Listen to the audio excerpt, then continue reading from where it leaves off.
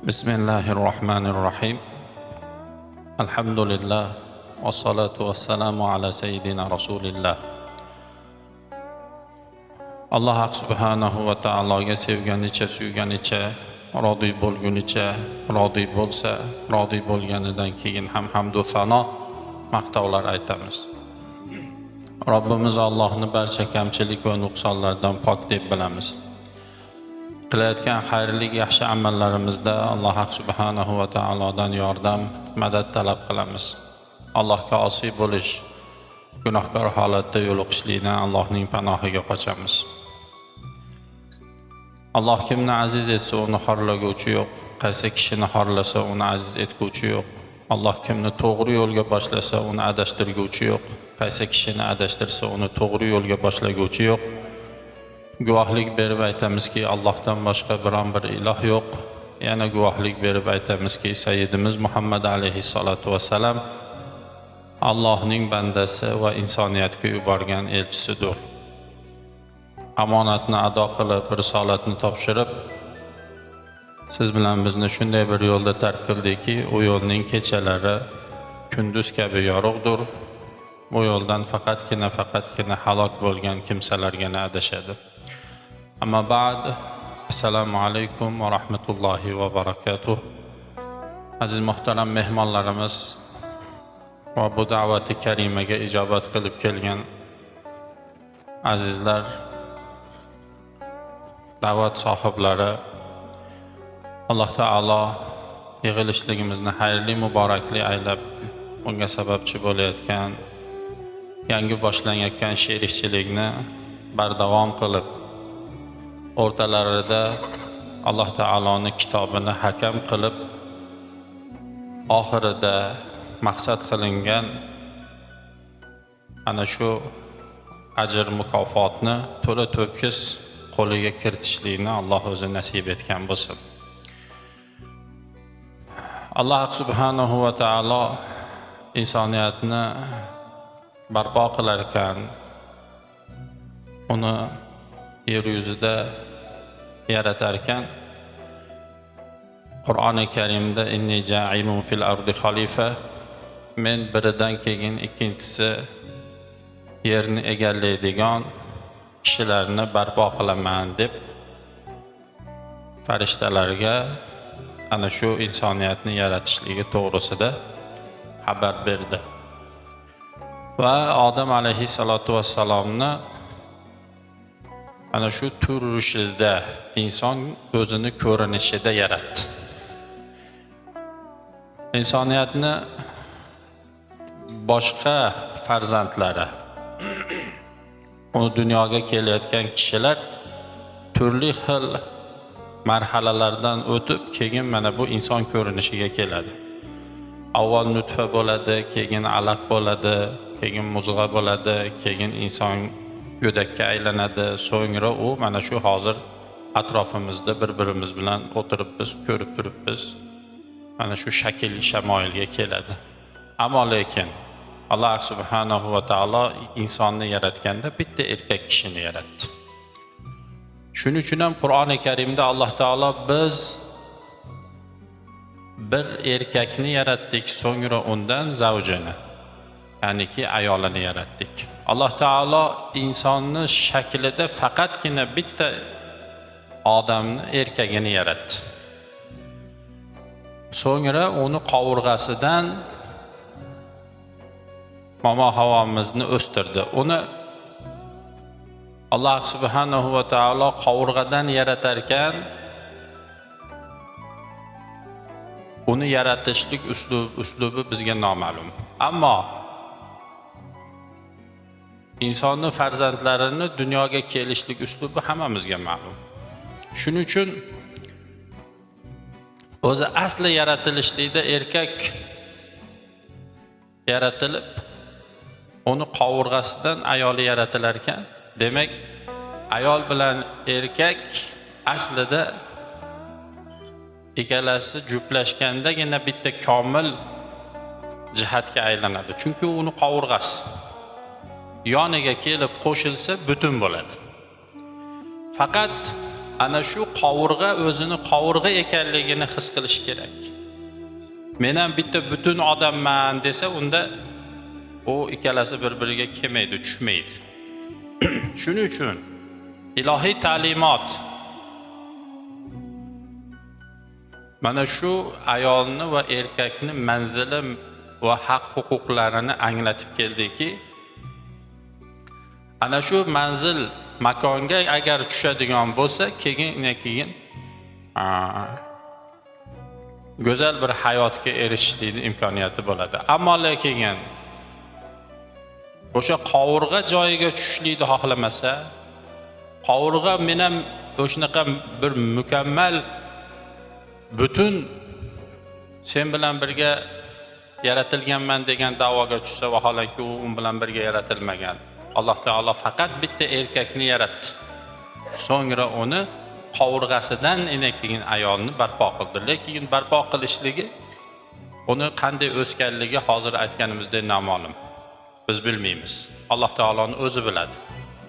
Faqatgina Qur'oni Karimda xabar berilgan narsa shuki, odamnigina insonni suratida haykalini yaratib oldi, Odam alayhissalomni. Odamdan boshqasini, u Havo onamiz bo'lsa ham, keyingi zurriyotlar bo'lsa ham insonni suratida yaralmagan, balki u tahavvul bilan bo'lgan. Misol uchun, o'sha biz o'zimizni yaralishligimiz, tariximizni hammamiz yaxshi bilamiz. Nima bo'ldik.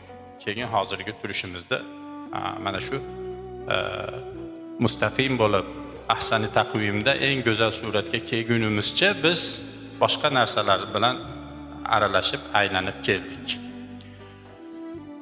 Shuning uchun ham Rasul akram sallallohu alayhi va sallam ayollarga nisbatan aytdiki, ularni sifatlarkan noqisotul aql va din dedi.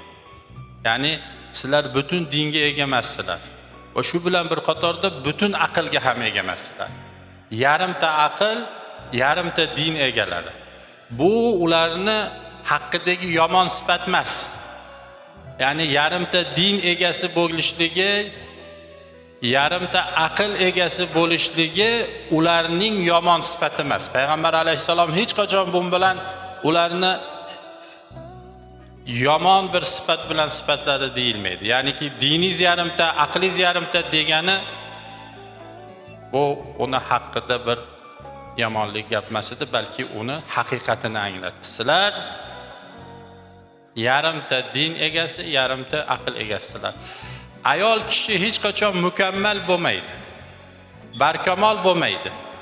Ayol kishi doim noqisul aql bo'ladi va noqisid din bo'ladi. Dinini yarimtaligi qayerda desa, ayol kishini jannatga kirishligi uchun juda ko'p narsani shariat bo'yniga yuklamagan.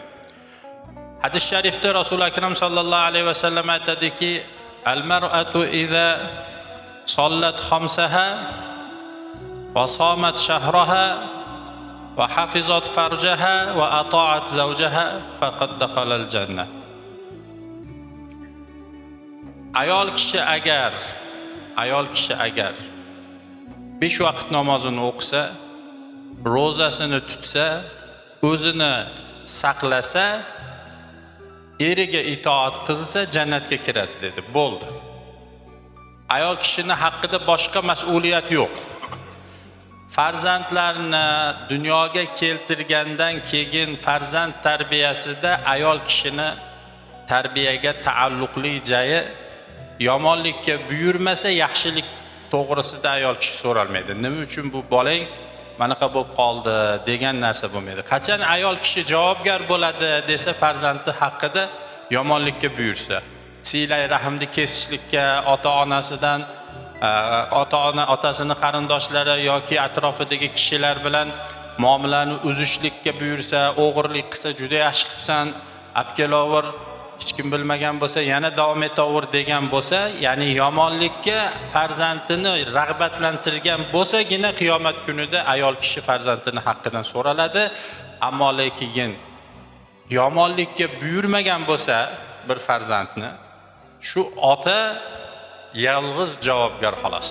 Farzandni tarbiyasida ya'ni yaxshilikka bo'lgan tarbiyasida nima uchun yaxshi bo'lmadi degan savolga ayol kishi javob bermaydi, ona javobgar emas. Shuning uchun uni jannatga kirishligini yo'li juda oson. 5 vaqt namozini o'qisa, ro'zasini tutsa, o'zini hifz qilib saqlasa, eriga itoat qilsa bo'ldi. Boshqa narsa unga qo'yilmadi. Boshqa narsa qo'yilmadi. Ammo erkak kishini mas'uliyati juda ham og'ir. Qu anfusakum va ahlikum naro. Erkaklar, sizlar o'zingizni va ahlingizni do'zaxdan saqlang derkan, farzandlarning tarbiyasi hammasi ana u erkak kishining vazifasi. Qachon jamiyat buziladi desa, jamiyat qachon buziladi desa, Alloh subhanahu va taoloning mezoniyati tarozisi buzilgan kuni buziladi. Ya'ni ayol farzandlarning tarbiyasiga o'zini mas'ul deb hisoblagan kuni, uni yeb ichishidan, kiyishidan mas'ul deb hisoblab,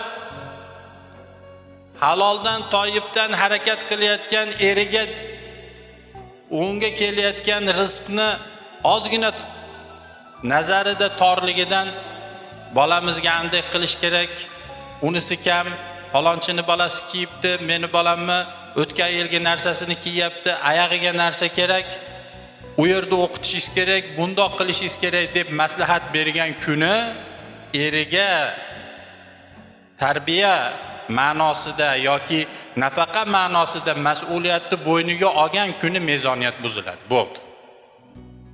Ana shu kundan janjal boshlanadi, ana shu kundan haliga falonchini eri Rossiyaga borib, yo falon joyga borib ishlayapti, siz o'tiraverasizmi?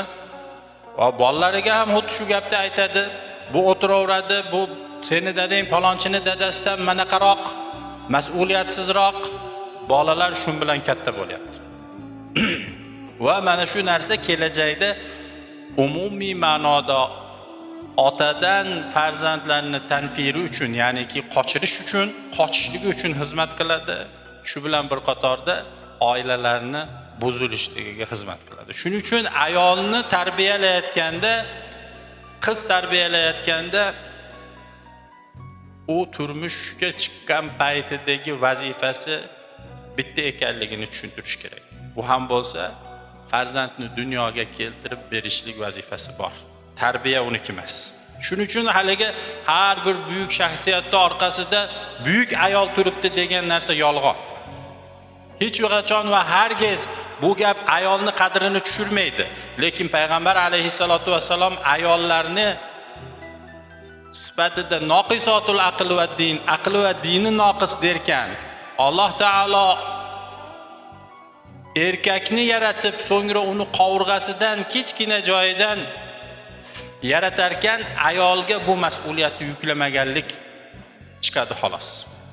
Ya'ni ayolning vazifasi, mas'uliyati faqatgina dunyoga keltirib berishlik xolos desak, ayolni xo'rlagan bo'lmaymiz. Dunyoga keltirib qo'ygandan keyin farzand tarbiyasi bilan ayol kishi shug'ullanishi mumkin emas. Har bir buyuk shaxsiyatning orqasida erkak turadi. Erkak qaysi ma'noda turadi? Yo ustoz ma'nosida turadi, yo ota ma'nosida. Hamma shaxsiyatning orqasida, hatto Imom Buxoriyning orqasida ham onalari Alloh rahmat qilsin, dunyoga keltirib qayergadir olib borib, bu yerda o'qing, bundoq qiling degan bo'lishi mumkin.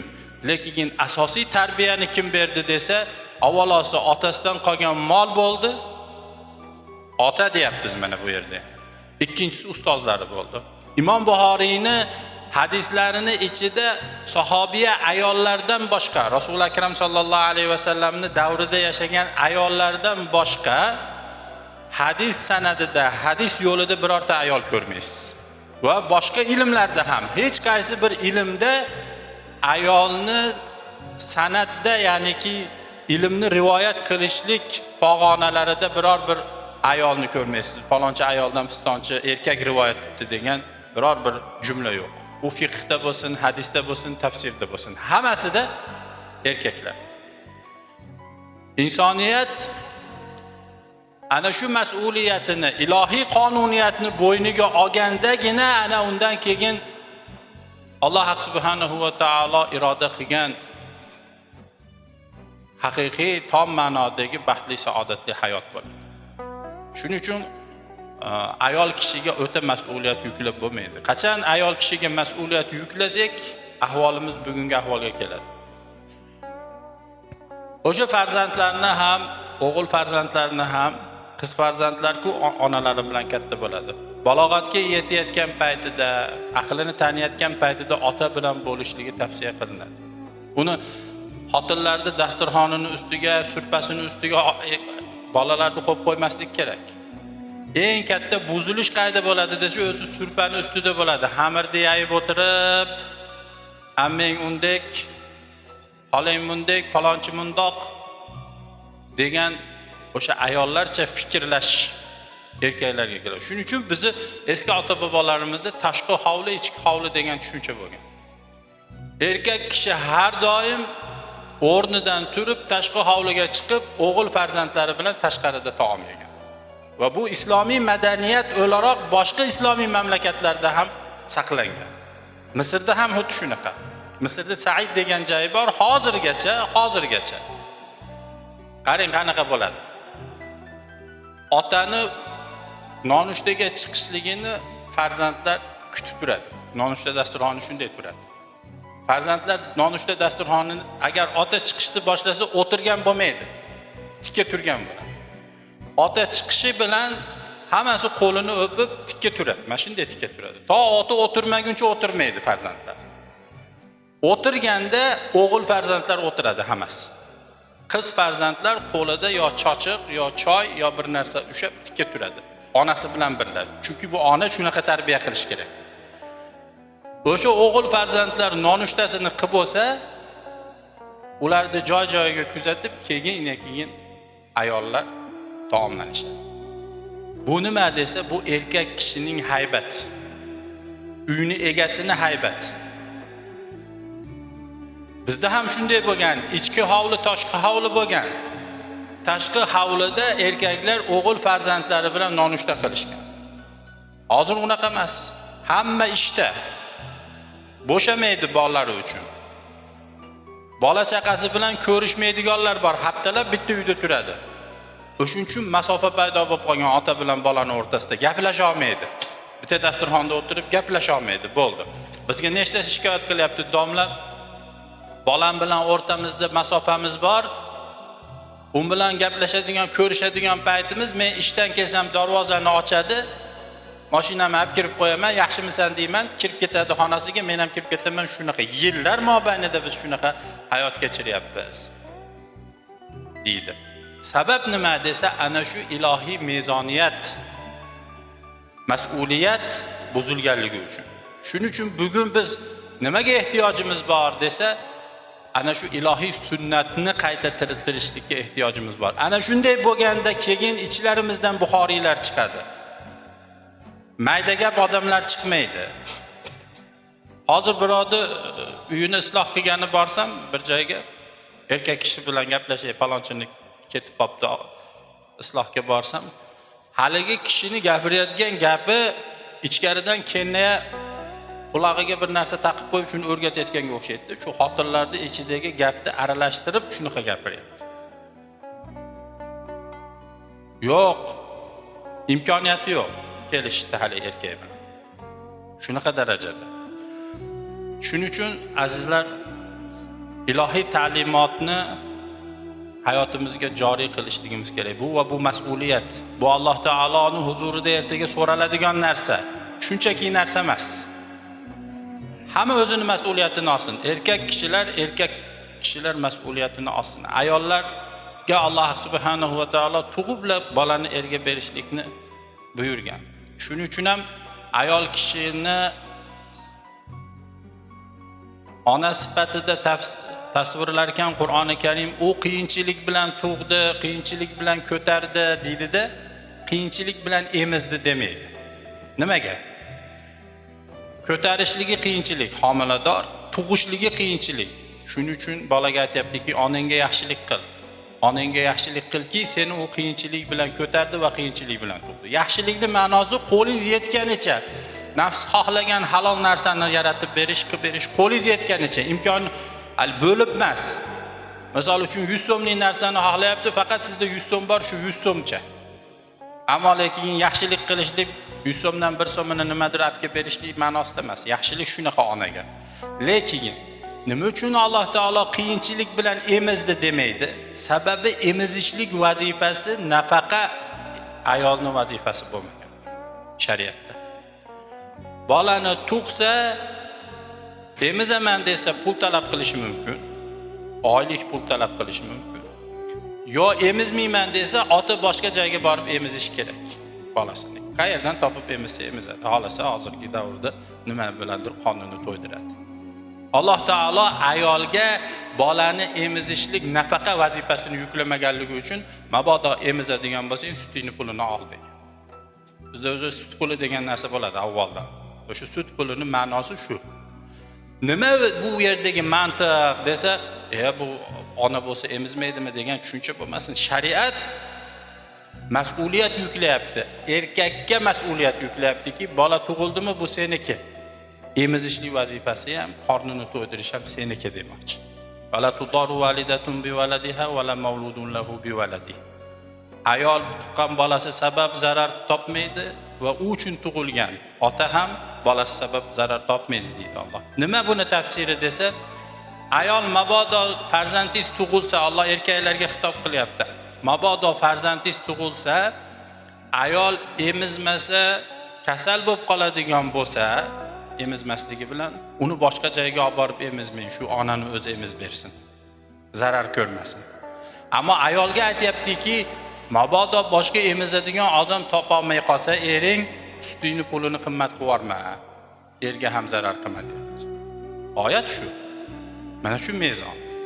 Endi bitta hadis sharifni ham sharhlab qo'yishimiz kerak. Bugun nima uchun hayotning sunnati bu daraja o'zgarib ketdi desa, ba'zi bir hadislarning tushunchasida ayol bilan erkakning o'rnida noto'g'ri tushunchalar bo'lib qoldi. Misol uchun Payg'ambar alayhisolatu vassalomni meni suhbatimga kim loyiq yo Rasululloh degan kishining savoliga onang dedilar. So'ngrachi onang dedilar. So'ngrachi onang dedilar. So'ngrachi otang.